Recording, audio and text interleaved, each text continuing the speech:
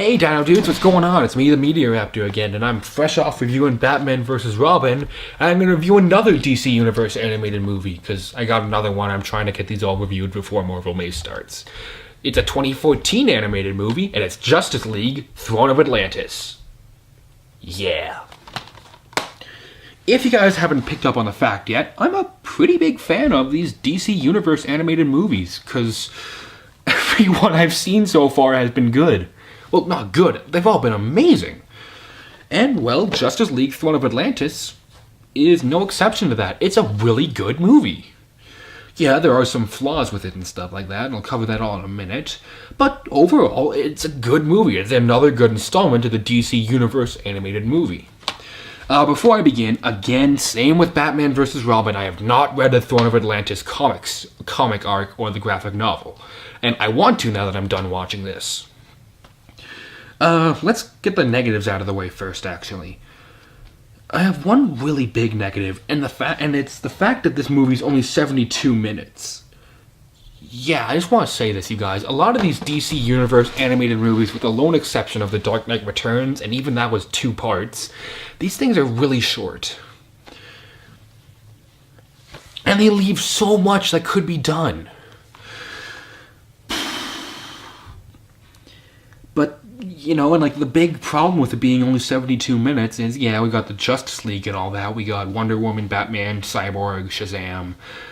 But we don't have Aquaman really being Aquaman until like the last 20 minutes of the movie. And that's...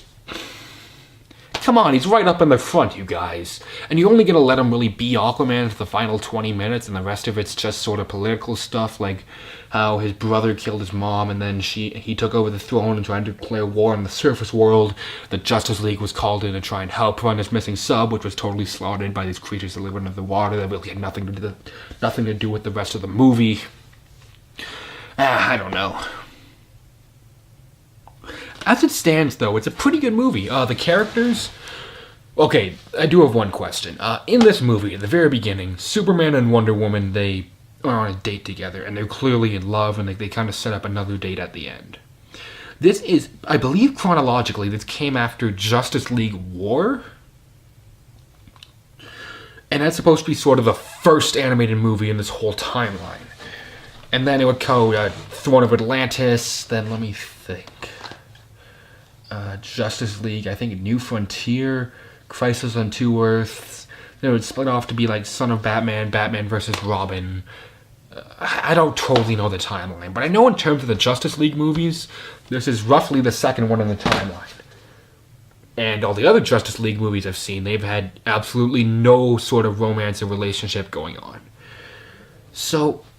You know, I understand it's probably what they did in the comics, but come on, you guys, you're not even going to add that when it's so obvious in the movie and in the comics. The least you could do is at least sort of change the movies, or at least the comics, to try and make it work. And I know they have the whole Superman, Wonder Woman comic series. I haven't read those. I've been really busy catching up on Sinestro, Green Lantern, Lobo, Batman comics, so I haven't got a chance to read those. But, you know what, forget it, you guys. It's not a big deal. It was just something that kind of bugged me. The characters, they all serve the purpose pretty well. Shazam's kind of annoying, but then again, he's supposed to be like this little kid. Arthur Curry, he spends a lot of his time drunk talking to a lobster. I'm not making that up. And that was actually pretty funny. Like the first few minutes, he gets into a fight because this guy wants to eat a lobster. And he's just totally drunk, and he's talking to a lobster, and he thinks the lobster can understand him. And, you know... His brother is really annoying. I wish they had killed him, but they didn't. Mera I liked a lot. I thought she was a pretty strong character. I hope she shows up in other movies. I want to talk about Aquaman, though, for a minute a bit more. A lot of people tend to hate on him, saying he's worthless, he's not a good superhero. Go watch this movie. He's a really good superhero in this movie. I like Aquaman. But then again, I've always sort of liked the rejects and the misfits.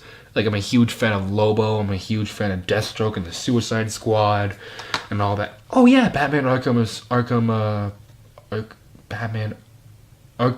Arkham. I need to pick that one up too and review that. That was another one I saw recently that was really good. Anyhow. I believe actually that, you know, Batman, he's still kind of... I like Batman as a character, but I kind of wish they would change his attitude slightly because he's always been kind of a jerk. And I'm getting really tired of it. Cyborg, I think he's a pretty cool dude. Superman, he's pretty awesome. Wonder Woman, it's kind of neat watching her change, sort of, as she grows to adjust to the human world, I guess is the best way to put it. And yeah. Well, the voice acting, pretty much, I believe they got most of the cast from the original Justice League TV show to come back and, well, voice most of these movies. The entire cast was great. The only character I didn't like the way they voiced, was his brother. What was his name? Okay,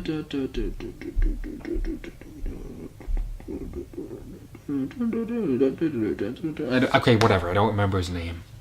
Let's just call him Joe. Whoever voiced Joe, I thought, was trying to ham it up, almost like Nicolas Cage, and I got nothing against hammy acting. You guys, I love Sharknado, for crying out loud. I loved Ghost Rider. Heck, I'm a huge fan of Nicolas Cage. They just didn't do it right in this movie. But really, that's my only real complaint about the acting.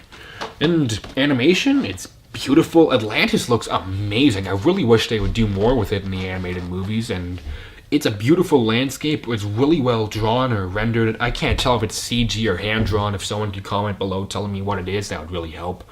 But everything looks amazing. And I know I complained for a while in Batman vs. Robin about how violent and about how dark it was. Well, Throne of Atlantis, actually, it's not that bad. Yeah, we got the whole, like, stabbings, we got war, we got all that stuff, but it's not as dark as... It's actually not as dark compared to other DC Universe animated movies. So, in terms of child-friendliness, actually, I'd say this is probably the most child-friendly of them all. But, you know, that's just me talking. Music, it's got a really good, like, battle soundtrack. It sounds kind of like Braveheart, but then again, you know, I'm also Scottish and I love Braveheart. So then again, like, you know, I'm willing to make a lot of references to Braveheart just for the jokes I can get out of it, but whatever. Yeah, so aside from it being too short and Joe's voice being kind of off and Shazam being kind of annoying because he's just a little kid, this was a great movie. So when it comes down to it, do you guys think I can recommend Justice League Throne of Atlantis? Totally. It is not the best DC Universe animated movie I've seen. That one is probably... It's sort of a three-way tie right now with Dark Knight Returns, Batman vs. Robin, and Flashpoint Paradox. But then again, all of those films are masterpieces. But Throne of Atlantis is still really good, and I can give it a solid 3 Raptor Claws. And to all the Dino Dudes watching, I'm really sorry I was gone for so long. I just got really busy doing other stuff, and it's a long story. I don't really want to talk about it. A family member recently passed on. Yeah. But hey, you know what? Marvel May is coming up, guys. And you know what the first review for Marvel May is going to be? Age of Ultron. So yeah, you guys, Throne of Atlantis, great movie. Go check it out. I don't know if these are on Netflix or anything. I don't use Netflix because I much prefer to have a Blu-ray copy. And $16 well spent, because all of these come with the DVD, the Blu-ray, and the Ultraviolet code. Which, by the way, if you go follow me on Instagram at the Media Raptor, which is like my Twitter, my Instagram, even my own Facebook page now. Yeah, I'm such a nerd.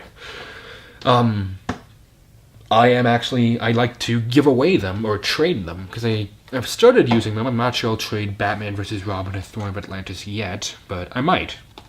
But yeah, go check it out. Great animated movie. Happy to have it on my Blu-ray shelf. You guys, you know what? I'm just gonna go probably throw on my Blu-ray of V for Vendetta because I'm feeling like a superhero kind of mood. I'm gonna bust out the Before Watchmen comics, and I'm just gonna kick back and relax and knock back a Mountain Dew, you guys. And until next time, this is the Media Raptor saying keep cool, and I will see you Dino Dudes around. I'm out of here.